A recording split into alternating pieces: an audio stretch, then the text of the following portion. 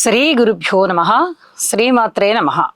మా ప్రేక్షకులందరికీ ధన్యవాదాలు తెలియచెప్తూ ఉన్నాము. మీరు ఎంతగానో మా ఛానల్ని ప్రోత్సహిస్తూ ఉన్నారు. ఆ ఉత్సాహమే మమ్మల్ని మరింత ముందరికి తీసుకువెళ్ళేటట్టుగా చేస్తోంది. అందుకు ధన్యవాదాలు తెలియజేస్తూ ఉన్నాం. పరాభవ నామ సంవత్సరం చైత్ర శుద్ధ పాడ్యమి రోజున మనము చేసుకుంటాం. ప్రతి సంవత్సరము కూడా చైత్ర శుద్ధ పాడ్యమి రోజునే ఉగాది వస్తుంది. అయితే ఈ 2026వ సంవత్సరంలో విశ్వావసు నామ సంవత్సరం వెళ్ళిపోయే క్రమంలో అమావాస్య, ఫాల్గుణ బహుళ అమావాస్య మనకి మార్చి 18వ తేదీ బుధవారం 7:50 ఉదయం ప్రారంభమైంది అమావాస్య. ఇది రోజంతా ఉండి మరుసటి రోజు ఉదయం 7:05 వెళ్ళిపోయి పాడ్యం వస్తుంది. అంటే గురువారం నాడు మనకి పాడ్యం వస్తుంది.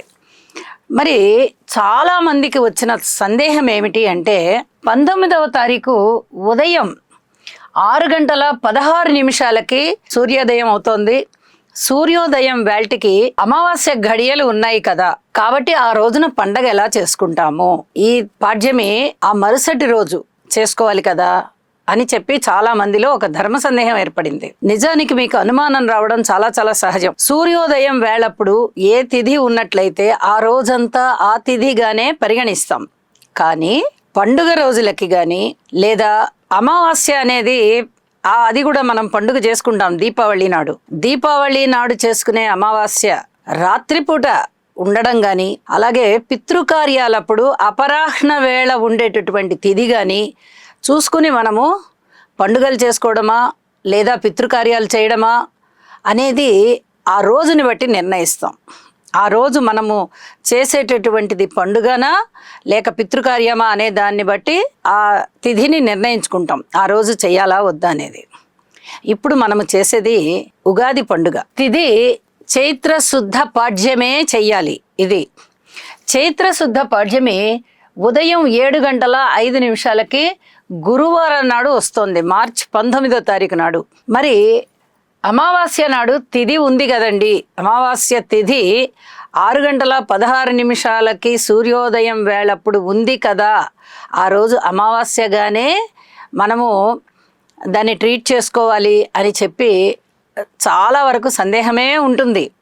కానీ అమావాస్య ఘడియలు వెళ్ళిపోతున్నాయి. ఇక్కడ ఒక గంట కూడా అమావాస్య ఉండట్లేదు. ఆ రోజు మొత్తం పాడ్యమే ఉంటుంది. మరుసటి రోజు ఉదయం అంటే తెల్లవారితే శుక్రవారం అనగా 20వ తేదీ మార్చి నెల 5:58 సూర్యోదయానికి పూర్వమే ఈ తిథి వెళ్ళిపోతోంది. కాబట్టి ఇక్కడ మనము రోజు మొత్తం ఉన్న తిథినే పరిగణనలోనికి తీసుకుని ఉగాది పండుగ చేసుకోవాలి. అది గురువారం 19వ తారీఖు పాడ్యమే పూర్తిగా ఉన్నది కాబట్టి ఈ తిథినే మనం ఉగాది పండుగ జరుపుకోవాలి అని చెప్పి శాస్త్రజ్ఞులు నిర్ణయించారు. ఇది ఇవాళ వచ్చిన సందేహం కాదు. మనకి ధర్మ సింధు, నిర్ణయ సింధు అనేటటువంటి 2 ధర్మశాస్త్రాలని సూక్ష్మీకరించి 2 పుస్తకాలుగా మనకి అందించారు. అందులో కూడా మనకి ఇది నిర్ణయం చేయబడింది.